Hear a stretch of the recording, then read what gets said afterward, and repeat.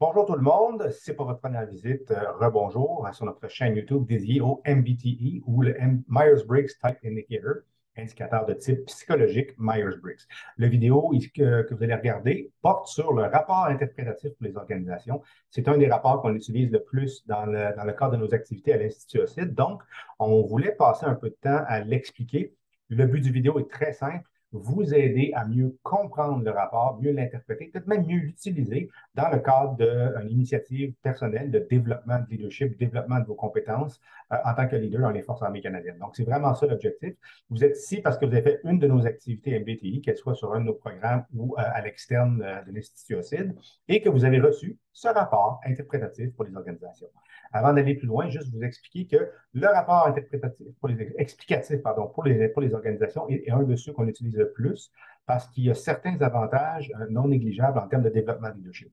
Premièrement, oui, il vous donne votre code de 4 lettres de préférence de personnalité, ce qui vous donne déjà pas mal d'informations sur comment vous gérez plusieurs aspects de votre personnalité. Mais en plus, il refiltre cette information-là à travers une lunette très intéressante, soit celle de l'organisation. Donc, il va regarder quel est l'impact, comment votre style se manifeste au travail, dans vos communications, dans la façon que vous gérez les conflits, et ainsi de suite. C'est vraiment une mine d'informations tout à fait pertinente, tout à fait intéressante pour un leader qui veut mieux comprendre comment il gère ses communications, puis comment aller peut-être chercher plus d'efficacité dans ses communications. En termes de mots-clés à se rappeler pour la vidéo, des choses comme l'efficacité, l'énergie que ça vous coûte pour arriver à faire des choses, identifier des zones d'ombre peut-être dans votre style qui peuvent vous aider justement à éviter certains obstacles, à minimiser la perte d'énergie, la perte d'efficacité à laquelle vous faisiez peut-être face dans le cadre de vos activités de leader. Le vidéo devrait durer une vingtaine de minutes. Ça peut paraître long. Cependant, pour vous faciliter la tâche, dans la banderole en bas de suivi du vidéo où il y a le temps où la vidéo est rendue, il va y avoir des chapitres qui vont être identifiés assez clairement. Si vous passez par-dessus cette banderole en bas du vidéo avec votre souris, vous allez voir le nom des chapitres. Ça va vous donner tout de suite un indicateur de quel est le sujet de cette section-là du vidéo, donc la communication, la gestion des conflits, comprendre son type, information générale. Vous pouvez donc cliquer dans la section qui est la plus pertinente pour vous, avoir une perspective plus laser, plus précise. Ça vous permet aussi de revisionner une vidéo de manière plus efficace en sachant très bien quelle section vous voulez aller consulter. Vous n'êtes donc pas obligé d'écouter la vidéo du début à la fin d'un coup. Vous pouvez sauter d'une section à l'autre comme bon vous semble, selon les affaires qui vous semblent les plus pertinentes dans le rapport. On va commencer dans quelques instants avec une introduction générale au rapport. Ensuite, on va plonger dans les aspects plus spécifiques de ce fameux rapport-là qui est à l'écran derrière moi ou à côté de moi.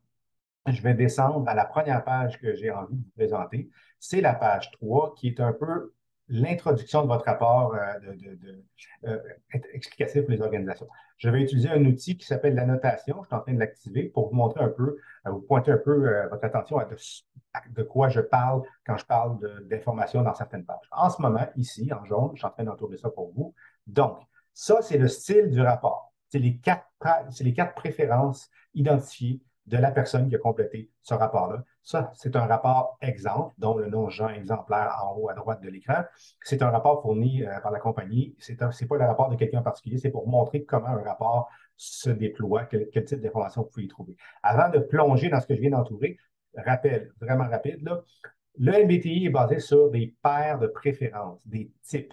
Donc, quand vous avez répondu à votre questionnaire, vous avez vu des questions qui portaient sur chacune de ces paires-là pour valider que oui, votre préférence se situe là ou là. Quelles sont ces paires? On va les passer en revue rapidement. Premièrement, comment vous gérez votre énergie va être défini par E pour extroverti, I pour introverti. Comment vous gérez votre information, par contre? C'est quoi votre approche à l'information? C'est la deuxième paire de préférence. Ça va être généré par une préférence pour S, sensation, ou N, intuition. Ensuite, on tombe dans la troisième paire de préférence, la troisième dichotomie, comme on appelle en langage MBTI. Elle parle de prise de décision, tirer des conclusions, comment vous approchez les conflits, par exemple. Elle va être manifestée par la lettre T pour penser, thinking en anglais, ou F pour feeling, sentiment en français. Donc, T ou F. La dernière paire est plutôt concernée sur comment vous organisez votre temps et le temps des autres. C'est une paire une dichotomie qui est très intéressante parce qu'elle va aussi déterminer une préférence pour la captation d'informations et ou la prise de décision. Ça, c'est des choses qui sont discutées dans d'autres vidéos qu'on a sur notre chaîne YouTube, mais je vais le mentionner très brièvement. Donc, cette dernière paire de préférences, ou cette dichotomie, si je peux m'exprimer ainsi, elle est divisée en J pour jugement ou P pour perception. Judgment, perceiving en anglais. Donc, ça vous donne vos 4 lettres qui forment votre type MBTI. Ce qui est intéressant, c'est de considérer les 4 lettres une à la fois, pour savoir c'est quoi la signification de chacune des préférences, mais de ne jamais oublier que ces lettres-là interagissent une avec l'autre pour créer votre style de personnalité MBTI. Et évidemment, le MBTI ne dit pas tout ce qu'il y a à dire sur votre personnalité. Ça vous donne une lunette, un éclairage sur une infime partie de votre personnalité, mais ça peut être très intéressant comme leader de voir, d'éclairer un peu nos zones d'ombre, les choses qu'on ne connaissait peut-être pas sur nous-mêmes, et même de valider certaines de nos préférences. Donc, dans ce cas-là, on a un INTJ. Donc, basé sur ce que je viens de vous expliquer, on parle d'un intuitif, intuition en termes de gestion d'énergie. Non, excuse-moi, introverti en termes de gestion d'énergie. N pour intuitif ou intuition en captation d'informations. T, thinker, pensée en termes de prise de décision. Et G, jugeur, judgment en termes d'organisation de son temps. Il y a des mots-clés en dessous, ça dit planificateur conceptuel. Ça, c'est le premier indice qui est déposé dans le rapport pour vous donner une idée de êtes-vous à la bonne place dans ce type MBTI. Ça se peut que quand vous parcouriez vos résultats, que vous ne soyez pas très certain, pas très confortable avec certaines parties du rapport. C'est tout à fait naturel de mettre au défi cette information-là. En fait, on vous encourage à faire ça. C'est comme ça que vous arrivez à votre type véritable. Quand vous recevez votre rapport, vous avez votre type théorique, c'est ce qui est dans le rapport, puis à la fin, à force de faire des activités, des ateliers MBTI avec des gens comme moi, des praticiens certifiés en MBTI, de la lecture, regarder des vidéos, vous allez être capable de vraiment valider quelle est ma préférence, donc quel est mon type. On vous encourage à faire ça pour vraiment retirer le maximum de ce rapport-là. Donc, ça, c'est la première page qui vous donne votre type. Et ensuite, on descend et vous avez à la défilade, vous le voyez, des boîtes jaunes avec la lettre en bleu. Ça va revalider votre style, votre préférence dans chacune des paires de préférences. Donc, euh, élément intéressant. Ici, on a quelqu'un qui a une préférence pour l'introversion. On voit ça ici en jaune, je suis en train de souligner. Parfait. Donc, ça peut être une idée d'aller lire ça ici, d'aller lire ce qui est là-dedans pour vraiment valider, oui, oui, moi, je suis introverti, ça me convient. Si ça, c'est bon, good to go. On est confortable avec cette partie-là. Il faut peut-être aller voir l'autre côté maintenant, l'extroversion, pour savoir qu'est-ce que ça veut dire être extroverti. Puis ça, c'est là qu'on peut commencer à noter des plages de développement, d'adaptation. Parce que l'introversion, c'est là que vous êtes confortable, si c'est ça votre lettre, c'est votre maison, c'est votre préférence, c'est votre main dominante. Si je vous demandais d'écrire votre nom, par exemple, sans vous spécifier quelle main, vous auriez automatiquement votre main dominante. Donc, c'est là que vous êtes le plus confortable, ça ne vous coûte pas d'énergie. Aller de l'autre côté de la paire de préférence, ça vous coûte de l'énergie. C'est plus compliqué pour vous, c'est moins naturel généralement parlant, mais juste comprendre qu'est-ce qui est de l'autre bord peut vous donner des beaux indices de développement puis de prise de conscience de ces fameuses zones d'ombre-là. Qu'est-ce que j'ai envie de mettre à profit, moi, en tant qu'introverti, pour peut-être aller mieux utiliser les aspects introvertis de ma personnalité et même peut-être mieux rejoindre les extrovertis avec qui je travaille. Ensuite, on continue la liste. Donc, la prise d'information. Ici, c'est N pour intuition. La prise de décision, T pour penser. Et ensuite, la façon dont vous abordez le monde, J pour jugement. Et ça forme le type que je vous ai montré tout à l'heure. Donc, ça, c'est vraiment une introduction rapide à votre rapport. Ça vaut la peine, par contre, de passer un certain temps sur cette page-là pour vraiment être sûr, ah oui, mes préférences sont là. S'ils ne sont pas là, prenez des petites notes, posez-vous des questions, ça va être très utile plus tard. Cette page-là vous présente, la page 4 vous présente où se situe votre style MBTI dans la maison MBTI, si je peux m'exprimer ici. Donc, ici, le ISTJ se situe ici et il y a 16 types de personnalités possibles selon le modèle MBTI. Et à côté, vous allez avoir un paragraphe d'information. Ça aussi, c'est une manière de valider si vous êtes à la bonne place dans la maison MBTI. Le paragraphe qui est là va peut-être vous dire oui, c'est moi, parfait, je suis très confortable, je me reconnais. Ou oh, attends une minute, il y a des bouts là-dedans que je ne suis pas certain.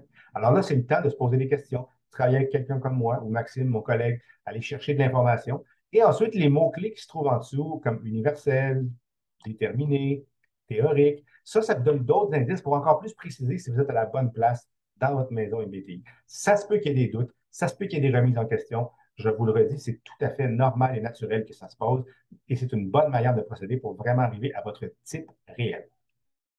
Avant de sauter à la prochaine page, je vous amène ici, qui est essentiellement, c'est un outil basé sur les types, donc il n'y a pas de pointage sur comment est-ce que vous êtes un extroverti à 100% versus une moyenne. La MBTI fonctionne avec des types.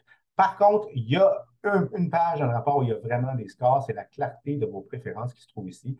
Ça, c'est un indicateur de clarté. Parfois, ça s'appelle un indicateur de probabilité, dépendamment du type de rapport que vous avez. Et ça va vous indiquer le niveau de confiance de l'outil que la préférence qui se retrouve dans votre rapport est la bonne pour vous. Ça a peut-être l'air compliqué, on va simplifier ça tout de suite. Par exemple, vous avez ici quelqu'un qui a une préférence pour l'introversion. Il se trouve dans la moyenne, à peu près en termes de clarté de préférence. Ça veut dire que l'outil a une confiance moyenne que la façon que la personne qui aurait répondu à ce questionnaire-là a répondu aux items qui parlent d'introversion et extroversion, elle a une confiance moyenne que cette personne-là a vraiment une préférence pour l'introversion. C'est quand même un indicateur assez clair que oui, cette personne-là a une préférence pour l'introversion, mais peut-être qu'il y a des questions à se poser sur, il y a peut-être des aspects de sa préférence qui sont plus extrovertis que d'autres. Ça, c'est quelque chose qui peut être exploré avec un outil plus en profondeur du MBTI ou en parlant avec des professionnels, des experts en MBTI qui peuvent vous aider.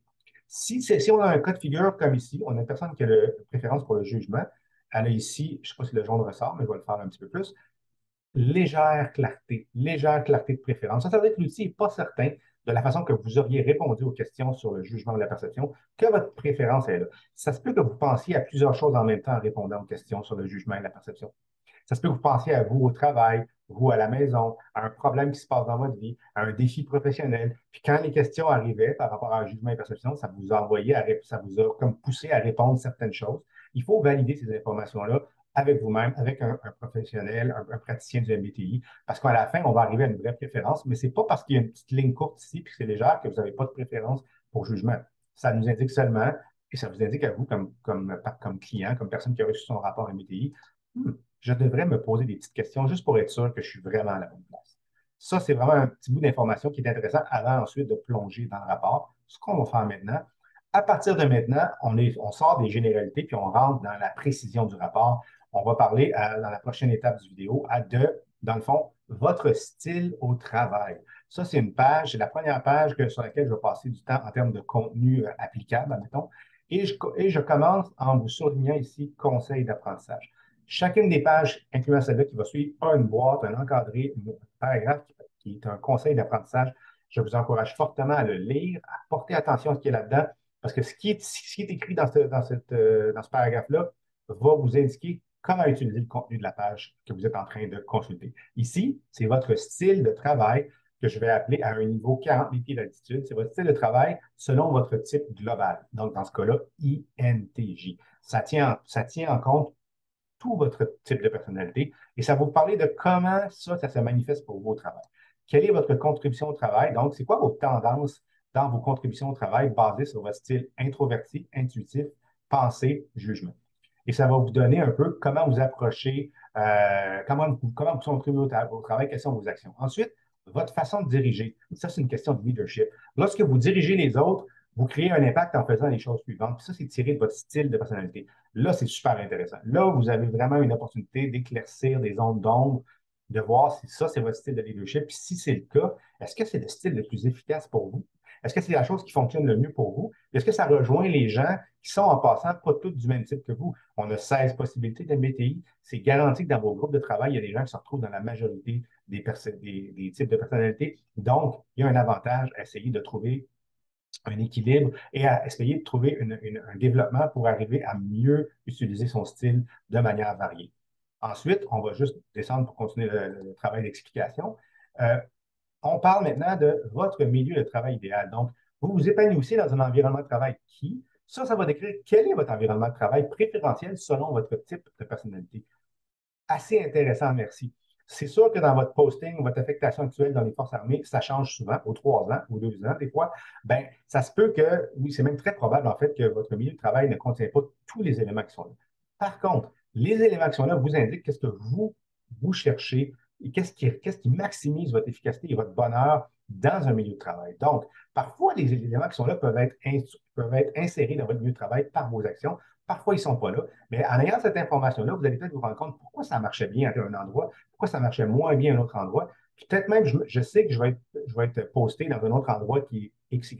Je connais un peu qu'est-ce qui va se passer dans cette affectation-là. Donc, est-ce que ces éléments-là se retrouvent ou pas? Ça peut être intéressant en termes de est-ce que je vais être à mon meilleur ou est-ce que je vais devoir faire attention à certaines choses? Ensuite, votre préférence en matière d'apprentissage, développement professionnel, super intéressant, basé sur votre style. Quel est le type d'apprentissage que vous préférez? Ça peut être intéressant pour vous, évidemment, si vous avez des nouvelles choses à apprendre dans votre nouveau milieu de travail ou dans votre milieu de travail actuel. C'est comment vous approchez ça, vous. C'est quoi votre méthode d'apprentissage la plus efficace?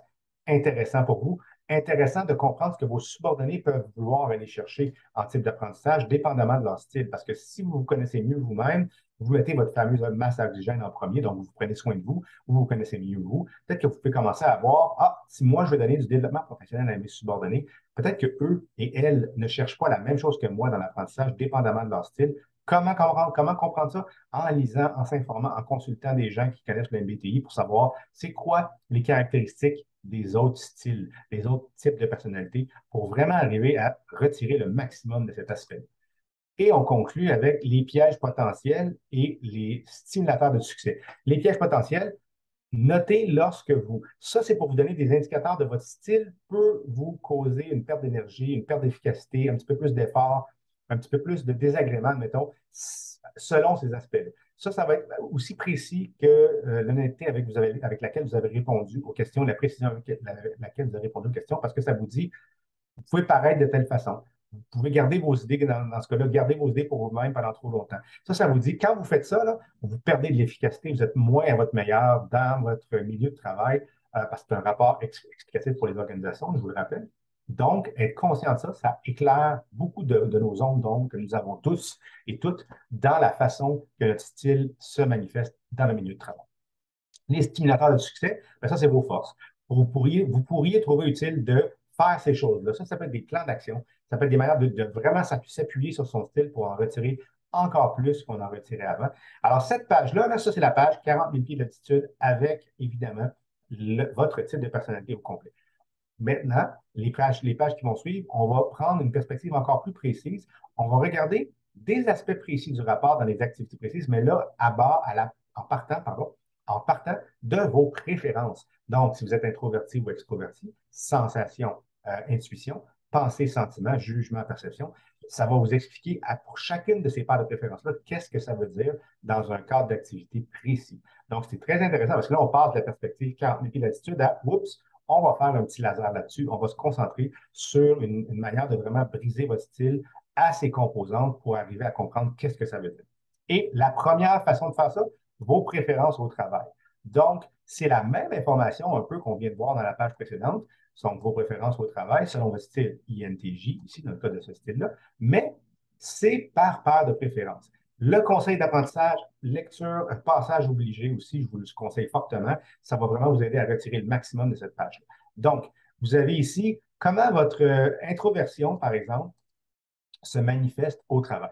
Vous avez tendance à faire les choses suivantes basées sur le fait que vous avez une préférence pour l'introversion. Ça peut vous donner un bel indice, ça peut ajouter une précision à la page qu'on vient de voir juste avant. Votre intuition, parce que là, c'est votre préférence pour l'information, c'est intuitif. Vous avez tendance à faire les choses suivantes là quand vous captez de l'information et ceci se manifeste de cette façon-là dans votre milieu de travail. Super intéressant comme information à aller chercher. Ensuite, pensez, votre prise de décision, elle est basée sur cet aspect-là. Donc, comment vous faites votre prise de décision au travail? C'est quoi les impacts de ça? Comment vous communiquez même vos prises de décision, votre rétroaction, ou comment vous approchez des conflits? Et le jugement, comment vous avez tendance à organiser votre temps, le temps des autres même, dans votre milieu de travail, et toujours en fonction de vos paires de préférences. Alors, c'est très intéressant de combiner la page avant avec celle-là, parce que la page avant, c'était votre style au complet. Et là, oups, on prend un petit plongeon pour aller vraiment regarder à l'intérieur de la mécanique qu'est-ce que ça veut dire pour chacune de vos références. Donc là, on a fait le tour de certains aspects plus généraux. Le MBTI, votre style et ses préférences au travail. On va encore préciser la discussion parce qu'on va arriver au style de communication. Encore une fois, un aspect très précis du rapport, une page qui est très payante, considérant que dans les forces armées en ce moment, une des compétences qui est considérée les plus en demande, c'est la communication sous toutes ses formes, l'écoute, autant que le fameux passage d'informations à l'oral ou à l'écrit, par exemple. L'encadré du conseil d'apprentissage, le paragraphe est très intéressant ici parce que ça vous donne la puce à l'oreille que l'idée ici, c'est d'adapter mon style de communication pour devenir plus efficace et pour rejoindre mes collègues, mes subordonnés, mes pairs de manière plus efficace. Et on revient toujours à la base. Oui, vous avez vos préférences, c'est certain, mais les autres n'ont pas toutes les mêmes préférences. qu'est-ce que ça veut dire pour vous en termes de communication et qu'est-ce que ça peut vous aider à comprendre dans certaines échanges, certaines communications qui sont peut-être moins efficaces, qui vous coûtent plus d'énergie. Vous sortez de ces communications-là plus drainé, plus fatigué, plus frustré peut-être même parce que vous dites, mon Dieu, il me semble que ça aurait pu mieux aller ça. Mais ici, vous allez avoir de l'information sur cet aspect-là, comment peut-être maximiser l'aspect communicationnel. Donc, avec l'introversion, c'est les tendances que vous avez en termes de communication. Ça va vous dire, par exemple, on va se concentrer un peu sur certains aspects, vous tendez à prendre une pause et réfléchir avant de répondre, ce qui peut paraître très bien.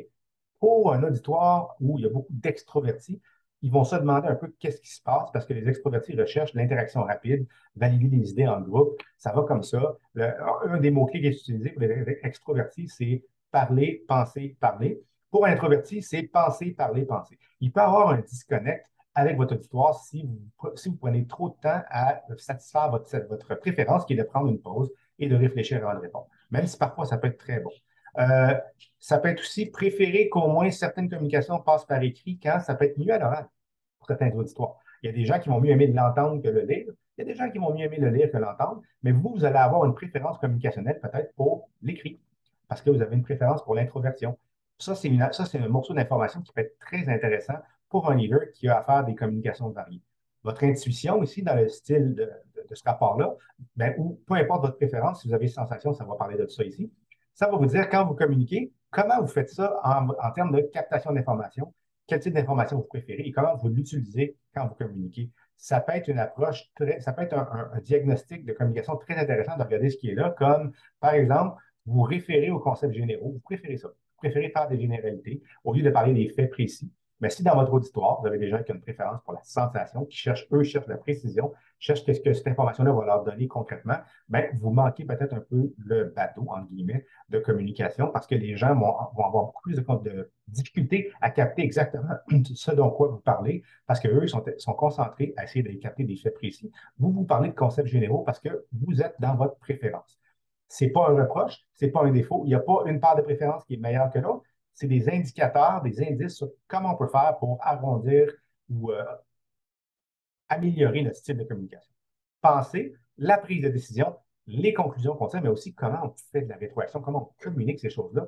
Votre préférence pour la pensée, vous avez tendance à, et là, ça va vous donner beaucoup d'informations sur le style de communication que vous allez adopter pour passer les directives, pour défendre un point de vue, pour expliquer à quelqu'un dans un forme rétroactif qu'est-ce qui se passe ou qu'est-ce qui se passe pour lui et elle, qu'est-ce qu'il doit améliorer. Tout ça va être dans le fond, influencé par votre préférence pour la pensée. Et peut-être qu'il y a avantage à réfléchir à aller chercher peut-être des éléments de la préférence sentiment pour arrondir votre style et le rendre un petit peu plus efficace en termes de je veux rejoindre le plus de gens possible dans mes subordonnés, dans mes pairs, dans tous les groupes avec lesquels je communique parce que c'est juste plus efficace. Et l'objectif du leadership dans les forces, c'est évidemment de générer des résultats de leadership efficaces. Le jugement, c'est comment vous organisez votre temps, à titre de rappel. Jugement ou perception, dans ce cas-là, c'est jugement. Encore une fois, les points vont vous donner l'impact de cette préférence-là sur votre communication. Quand vous avez fini cette page-là, vous devriez avoir un très, très, très bon topo de qu'est-ce que je suis comme communicateur. Très intéressant comme information. Moi, je communique comme ça. Moi, j'ai tendance à organiser mes pensées, mon information comme ça. J'ai tendance à communiquer ça et à prendre et communiquer mes directives, mes décisions comme ça.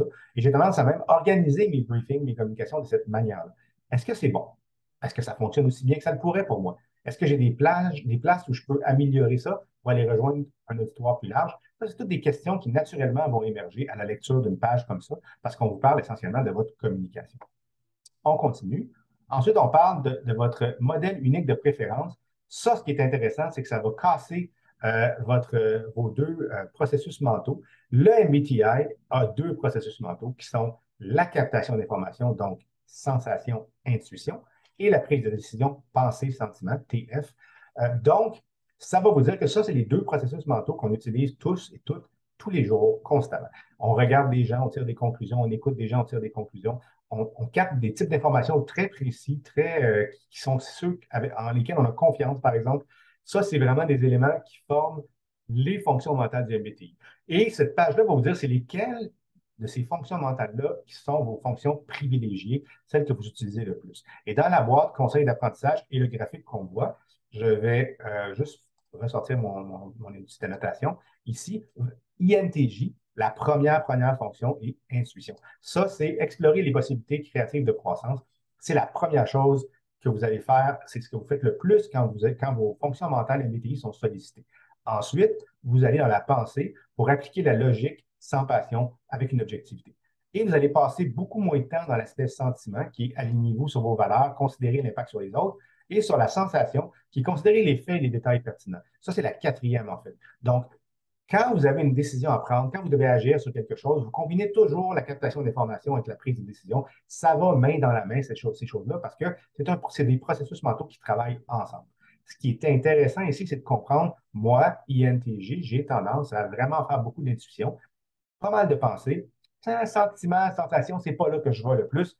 Qu'est-ce que ça veut dire pour moi?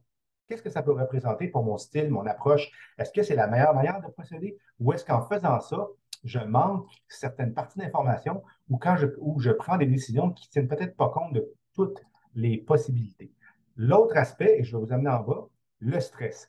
Le MBTI, en tant qu'outil, a une théorie qui s'appelle In the Grid. Euh, qui parle de quand on est sous des stress intenses, des stress assez importants, significatifs, on va typiquement se retrouver à aller chercher et à mettre en action nos troisième et quatrième fonctions mentales et pas de la bonne façon, pas de la façon la plus saine. Donc, si vous n'avez pas pris conscience de quelles sont mes fonctions tertiaires et ma quatrième fonction et que vous ne prenez pas du temps pour essayer de comprendre qu'est-ce que ça veut dire, comment je peux les appliquer, et vous ne développez pas un confort à faire ça, et c'est vraiment là que le développement du MBTI se fait, souvent dans la deuxième partie de notre vie adulte.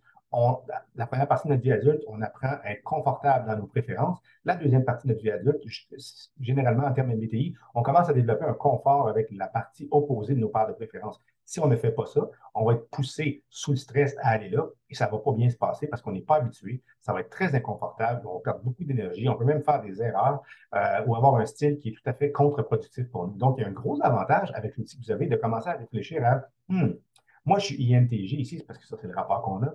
Je passe beaucoup de temps dans l'intuition et la pensée. Je devrais commencer à réfléchir à comment aller chercher des éléments qui sortent du sentiment pour la prise de décision et de la sensation dans la captation d'informations, juste pour me protéger et devenir de plus en plus confortable à travers toutes les paires de préférence, mais dans ce cas-là, les deux processus mentaux, à aller d'un bord ou de l'autre pour réussir à vraiment tirer le maximum de mon style.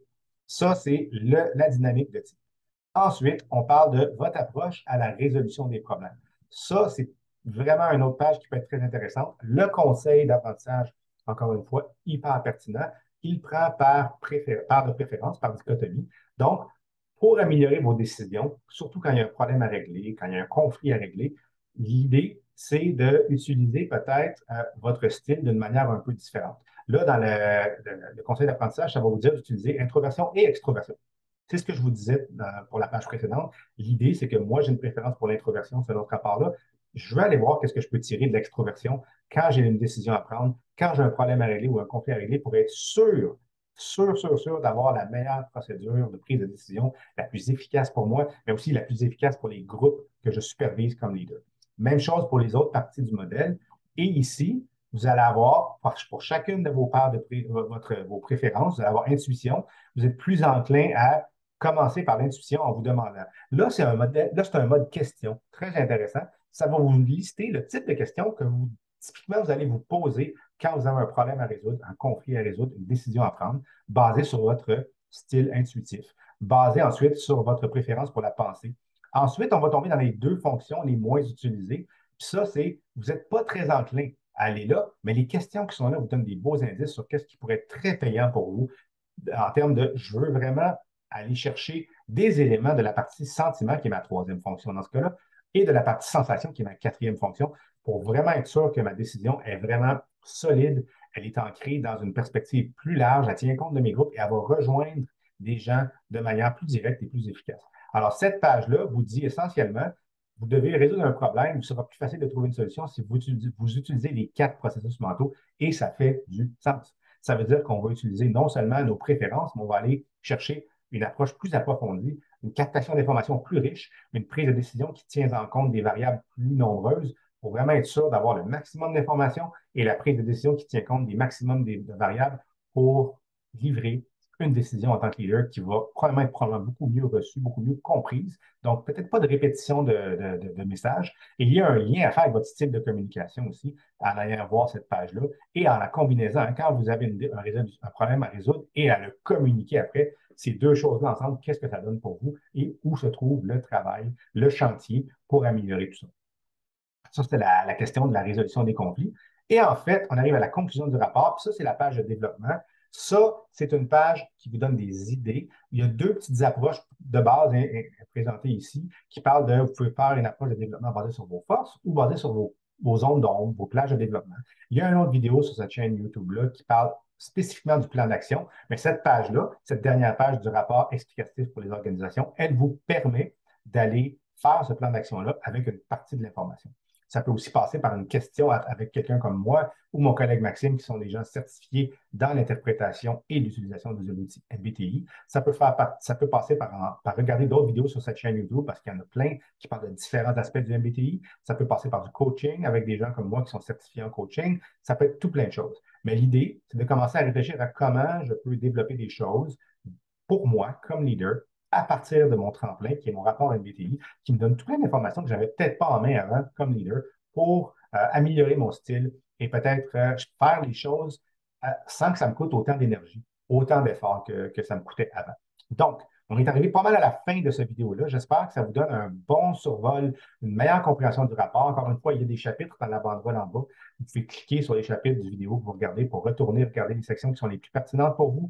S'il vous reste des questions ou si les questions ont sorti ou émergé en regardant la vidéo, c'est tout à fait normal. Dans un tel cas, vous pouvez communiquer avec moi, Jean-François Marcoux, JF for short, comme on dit, ou mon collègue Maxime Rondeau. Ça va nous faire absolument plaisir de répondre à n'importe quelle question que vous avez par rapport à votre rapport. Peut-être même vous fournir des ressources. On a de la documentation qui peut vous aider dans le développement de votre MBTI. Mais l'idée, c'est que vous sortez de cette vidéo-là avec une meilleure compréhension du rapport explicatif pour les organisations, comme information pour vous, mais comme outil de développement professionnel qui peut devenir très utile. Alors, au plaisir de se croiser dans les activités de l'Institut OCID et j'espère que la vidéo vous a été utile. Au revoir.